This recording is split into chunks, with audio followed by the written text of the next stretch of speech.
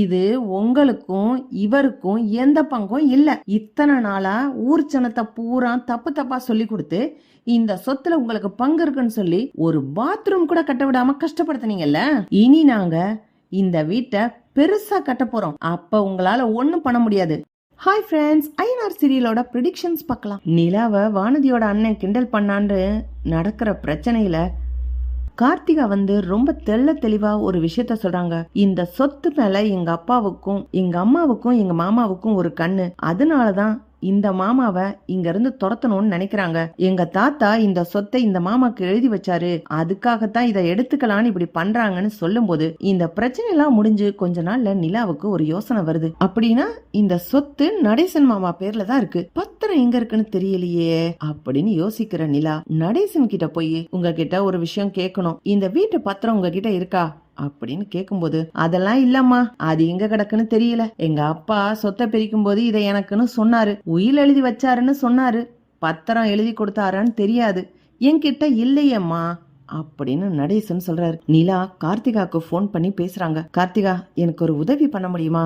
நடேசன் மாமா பேர்ல சொத்து ஏதாவது இருக்குதா, பத்திரம் இருக்குதான்னு சொல்லி உங்க வீட்டுல தேடி பாக்குறீங்களா? உங்க அம்மாவுக்கும் உங்க பெரிய மாமாவுக்கும் தெரியாம அந்த பத்திரத்தை மட்டும் எடுத்தாந்து தர முடியுமா அப்படின்னு நிலா கேக்குறாங்க. கார்த்திகாவும் சரி நிலா, நான் தேடி பாக்குறேன், எங்க அம்மா தான் கண்டிப்பா வச்சிருக்கணும், நான் எடுத்தாந்து தரேன் அப்படின்னு சொல்லிட்டு வீடெல்லாம் தேடி கரெக்டா நடேசனோட பேர் போட்ட அந்த வீட்டு பத்திரம் கிடைக்குது. கார்த்திகா யாருக்கும் தெரியாம கொண்டு வந்து நிலா கிட்ட கொடுத்துறாங்க. நிலா வீட்டு பத்திரத்தை முழுசா படிச்சு பாக்குறாங்க. அப்படின்னா இந்த முழு சொத்தும் நடேசன் மாமாக்கு மட்டும் சொந்தமானது. இது கார்த்திகாவோட அம்மாவுக்கோ இல்ல அவங்க பெரிய மாமாவுக்கோ எந்த வகையிலும் சொந்தம் கிடையாது. அப்புறம் எப்படி இதுல ஒரு வீடு கட்டக்கூடாது, ஒரு செங்கலை இடிக்க கூடாதுன்னு சொல்லி அவங்க போலீஸ கூட்டிட்டு வர்றாங்க அப்படின்னு நிலா யோசிக்கிறாங்க. ஆர்கிடெக்ட் படிச்சுக்கிட்டு இருக்கிறதுனால வீட்டு பத்திரத்தை எப்படி கையாளணும்னு நுணுக்கம் எல்லாம் நிலா கத்து வச்சிருக்காங்க. வீட்டு பத்திரத்தோட வில்லங்கம் எல்லாம் எடுத்து பாக்குறாங்க. கரெக்டா நடேசன் பேர்ல தான் இருக்கு. அவங்க அப்பா நடேசனுக்காக எழுதி கொடுத்த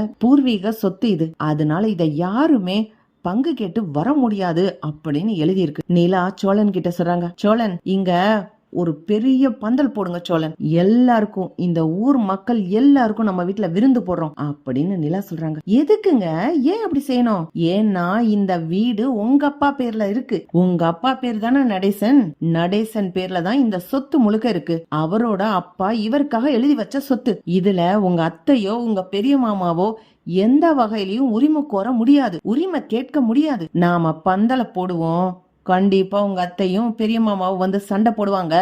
அப்போ இந்த சொத்து முழுக்க எங்களோடது, எங்க அப்பா பேர்ல இருக்கு, போலீஸ வேணா கூட்டிட்டு வான்னு சொல்லுங்க, போலீஸ் வரட்டும், அப்பதான் இந்த சொத்து உங்களோடதுன்னு ஊர் ஜனத்துக்கு எல்லாத்துக்கும் காமிக்க முடியும். இத ஒரு சந்தோஷமா சாப்பாடு போடுவோங்க அப்படின்னு நிலா சொல்றாங்க. சோழனும் சேரனும் சேர்ந்துகிட்டு நல்லா இருக்குப்பா இந்த யோசனை, கண்டிப்பா செய்வோம், கண்டிப்பா கார்த்திகாவோட அம்மாவும் மாமாவும் வருவாங்கல்ல, போலீஸே கூட்டிட்டு வருவாங்க நீ சொன்ன மாதிரி, அப்போ இந்த சொத்துக்காக இந்த குடும்பத்தோட பேரை கெடுத்து வச்சிருக்காங்கன்னு சொல்லி ஊர் ஜனம் எல்லாம் தெரிஞ்சுக்கிறோம்ல அப்படின்னு எல்லாரும் பிளான் பண்றாங்க. நிலா சொல்றாங்க, இந்த சாப்பாட்டுக்கு ஆகிற செலவு முழுக்க நான் ஏத்துக்கிறேன், இந்த மாசம் வர்ற சம்பளம் அதுக்காக பயன்படட்டும், இனிமே இந்த வீட்டை பத்தி யாரும் பழிச்சு பேசக்கூடாது, யாரும் சண்டைக்கு வரக்கூடாது அப்படின்னு நிலா எல்லா ஏற்பாடும் பண்றாங்க. நடேசன் வேகமா வந்து, அட என்ன இது, நம்ம வீட்டுல புதுசா பந்தெல்லாம் போடுறாங்க அப்படின்னு கேக்கும்போது, இன்னைக்கு ஊர் மக்களுக்கு எல்லாருக்கும் நம்ம வீட்டுல விருந்து இருக்குது அப்படின்னு நிலா வந்து சொல்றாங்க. எதுக்குமா மருமக பிள்ளை, எதுக்கு? அங்கிள், இந்த சொத்து உங்க அப்பாவோட தானே, உங்களுக்கு தானே எழுதி கொடுத்தாரு, அது ஊர் ஜனத்துக்கெல்லாம் தெரியணும்ல, நீங்க எதுக்கு பயந்துகிட்டே கிடக்குறீங்க, அதுக்காக தான் இந்த விருந்து அப்படின்னு சொல்லி தடபுடலா ஜமாய்க்கிறாங்க. எல்லாரையும் போய் கூப்பிடுறாங்க. இத பாக்குற நடேசனோட அண்ணனும் தங்கச்சியும் வேகமா வராங்க.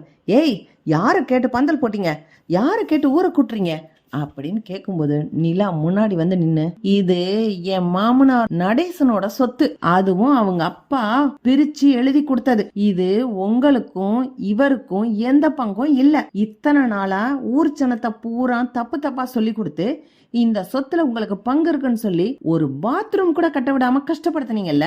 இனி நாங்க இந்த வீட்டை பெருசா கட்ட போறோம், அப்ப உங்களால ஒண்ணும் பண்ண முடியாது, அதுக்காக தான் இந்த விருந்து அப்படின்னு சொல்லி நிலா பேசுறாங்க.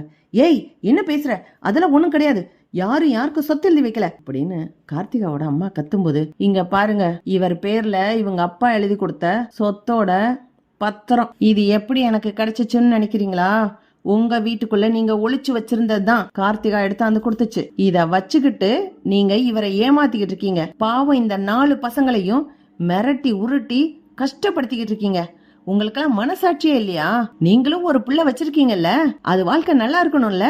சேரனை நான் நினைச்சிருந்தா அன்னைக்கே கார்த்திகாவை கழுத்துல தாலி கட்டியிருப்பாரு. இவ்வளவு நல்ல பசங்களை கஷ்டப்படுத்துறோமேன்னு மனசு உறுத்தவே இல்லையா உங்களுக்கு? போங்க பேசாம. இனிமே ஏதாவது செஞ்சீங்க போலீஸ நாங்க கூப்பிடுவோம். எங்க வீட்டு சொத்தை பயன்படுத்த விடாம கஷ்டப்படுத்துறாங்கன்னு மான நஷ்ட வழக்கு போடுவேன் அப்படின்னு நிலா பேசுறாங்க. கார்த்திகாவோட அம்மாவும் பெரிய மாமாவும் பயந்துகிட்டு அப்படியே வாயை மூடிக்கிட்டு போறாங்க. என்ன இந்த புள்ள ரொம்ப பெரிய வேலை பார்த்திருக்கா? பத்திரத்தை எப்படியோ எடுத்து விட்டாலே. இத மறைச்சு வச்சுதானே இத்தனை நாள் உருட்டி மிரட்டிக்கிட்டு இருந்தோம். எப்படியாவது இந்த சொத்தை நம்ம புடுங்கிடலாம்னு நினைச்சோம். இப்போ இனிமே இது கிடைக்காது. இந்த 4 வயல்களும் உரிமைக்கு வந்துருவாங்கல்ல அப்படின்னு 2 பேரும் வாயை மூடிட்டு போயிடுறாங்க. நடேசன் சார், ஏமா நிலா, நீதாமா என் குடும்பத்துக்கு ஏத்த பொண்ணு. 4 வயல்க கிடக்குறாங்க, முதுகெலும்பு இல்லாத வயல்க, தைரியமே கிடையாது, எதிர்த்து பேசவே மாட்டாங்க. நான் சண்டைக்கு போனாலும் என்னைய தான் திட்டுவாங்க. இந்த உண்மையத்தாமா சொல்ல மாட்டாம தவிச்சுக்கிட்டு கிடந்தேன். பத்திரமும் என்கிட்ட இல்ல. நீதாமா சரியா யோசிச்சு வேலை செஞ்ச. இந்த வீட்டுக்கு வந்த மகாலட்சுமினா நீதாமா. நீ எங்கே போயிடாத தாயி, இங்கே இரு. இந்த வீட்டுல இன்னும் நல்ல நல்ல மாற்றங்கள்லாம் வரணும் அப்படின்னு நடேசன் நிலாவை பார்த்து கெஞ்சுறாரு. இப்படி போனா நல்லா இருக்கும். பார்க்கலாம் ஃப்ரெண்ட்ஸ். லைக் பண்ணுங்க, ஷேர் பண்ணுங்க, கமெண்ட் பண்ணுங்க. Thank you friends.